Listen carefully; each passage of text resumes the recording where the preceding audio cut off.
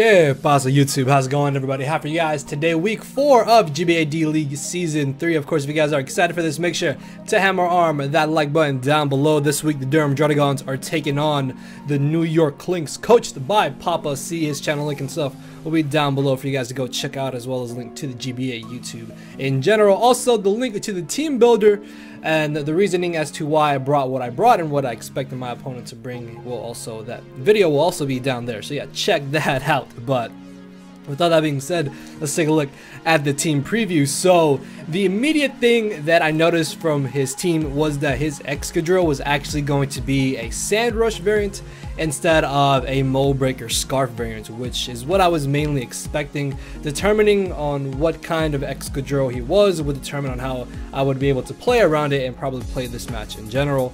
And because he does have the Gigalith, that does have the Sandstream for Sand Rush Excadrill, so that's mainly what I'm expecting. Hoopa Unbound just kind of gets a free KO every single free switch in, so I have to be very careful with that. Manaphy could be a slight problem if I lose my Raichu, so I do have to be careful with that. Next off, the Haxorus could be a slight problem if it is Dragon Dance and I allow it to potentially freely set up, so I will have to watch out for that. However, though, from my side of the field, Mega Aerodactyl is actually a really huge problem to his team. Like, look at his team and tell me what switches into the combination of Stone Edge and Aqua Tail. Nothing safely switches in, especially if I will be able to get on my Stealth Rocks with my Bronzong.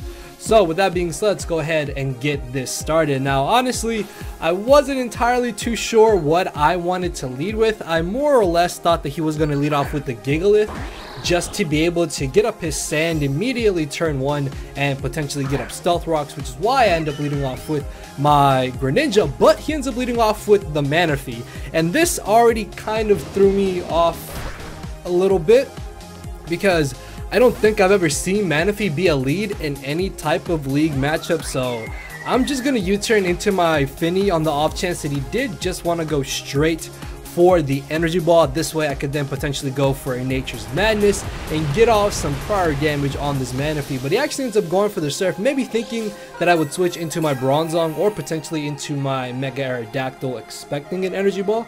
That way he could have hit them for either super effective or neutral damage respectively.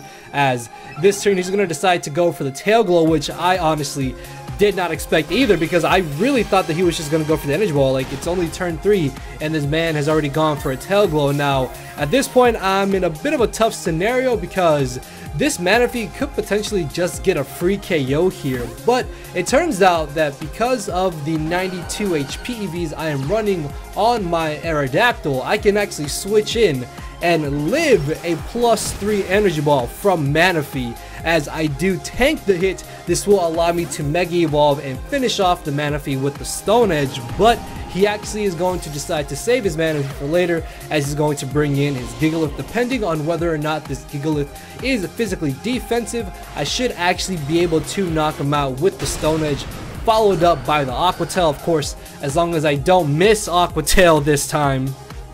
And I will connect with the Stone Edge. It does about 40%, which means Aqua Tail also being boosted by the Tough Claws will guarantee a KO on this Gigalith. As down it goes, this is excellent, because now as soon as the stand turns end, he will no longer be able to get them back up unless he has a manual Sandstorm on one of his other Pokemon, and then this also means that he will probably not be getting up Stealth Rocks this game. So in comes the Excadrill. I'm expecting him to just want to go for the Iron Head or the Rock Slide, as he does actually go for the Iron Head. Next turn, if he does have the Shadow Claw, he will not actually be able to knock me out, in which case I can go for the Earthquake, getting off necessary damage to put him in range of where I can revenge kill him with the Greninja. But he pulls out the Magnetize, which I did not even know Excadrill learned, to be honest with you guys. Like, out of all the sets that I could have expected him to bring for Excadrill, that was not one of them. So I'm gonna make a bit of a misplay here, and I switch into my Tapu Fini,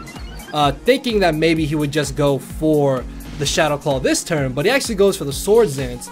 And what I should have initially done was left in Bronzong and gone for my Stealth Rocks, because with him having Magnetize, that should have screamed to me that, hey, he probably doesn't have Rapid Spin. So I then could have got on my rocks here. Unfortunately, though, I'm going to kind of pivot in and back to my Bronzong here. I guess the good thing about this is that I'm still able to get off that Rocky Helmet damage, which all this chip damage I'm getting on Excadrill is actually very, very crucial, because now after this third Rocky Helmet hit, he's at roughly 55-ish. I think he was like at 50 or 55%. And the minimum damage that 2 Water Shurikens from Greninja does is around 40 to 51%, which means if I can get 3 hits here, I will be able to knock out this Excadrill. If I'm not able to knock him out, this is his final turn of the Sandstorm, so that means I could then bring in my Kieran Black to just revenge kill the Excadrill, but Greninja is well trained and I am able to connect the 3 Water Shurikens. As down goes the Excadrill, in comes the Haxorus, which I do not want to just let freely set up in front of my face, so I'm going to go straight for the Dark Pulse. Unfortunately though, for PAPASEA, I get a crit as he goes for the Dragon Dance. Now, he told me that he was a Jolly Haxorus, and it turns out that his item was the Yache Berry, which means even at +1, if he was able to knock out my Greninja, that then would have given me a free switch into either my Tapu Fini or potentially into my Raichu, which Fini can tank 1 Jolly +1 Poison Jab, and this isn't one of his Z-Mons. And then Raichu, I think, actually would have been able to knock him out with the Focus Blast after I had hit him with the Dark Pulse and with 2 Water Shuriken hits.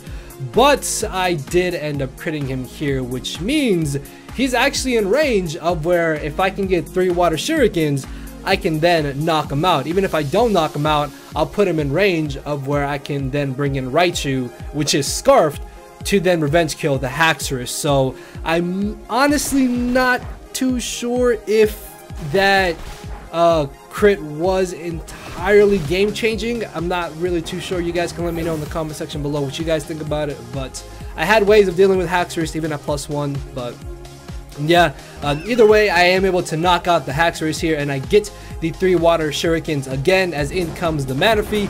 At this point, I'm just trying to sack off Greninja so I can get a free switch into something else, because Greninja, honestly, outside of getting off some prior damage on the Haxorus, wasn't doing too much else. But I guess getting off a little bit more damage on this Manaphy is nice, as he's going to actually reveal to have the Twinkle Tackle, which, again, I know I've said this like twice already, but I was not expecting this. PAPASEA definitely brought some sets that kind of caught me off guard that I really did not anticipate. So he knocks out my Greninja. This gives me a free switch into my Raichu. Excadrill is gone.